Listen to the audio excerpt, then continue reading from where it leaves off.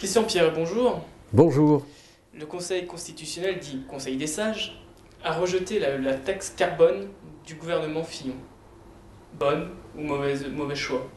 Je crois que le choix du Conseil constitutionnel n'est pas critiquable.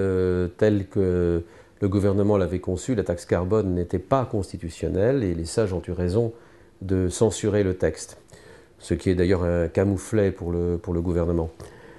La vraie question de cette taxe que pose éventuellement la création de cette taxe est plus dans la nécessité d'un changement de comportement dans notre vie de tous les jours pour être moins consommateur et gaspilleur d'énergie et donc producteur de gaz à effet de serre, parce que dedans il y a du CO, du CO2 et donc du carbone qui est extrêmement polluant et contribue au réchauffement climatique, en partie d'ailleurs.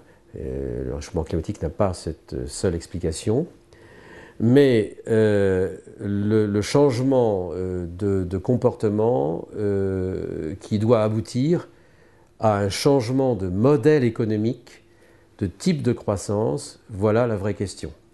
Et plutôt que de parler en termes de taxes, je préférais qu'on se pose la question du modèle économique de développement des pays développés et des rapports entre les pays développés et les pays sous-développés. Car on ne peut pas dire que, comme ça a été le cas à Copenhague, aux pays sous-développés, bien alors vous allez consommer moins parce que vous êtes polluant, alors même que leur niveau de vie, leur niveau d'emploi, leur niveau de satisfaction générale économique dans la société est insuffisant.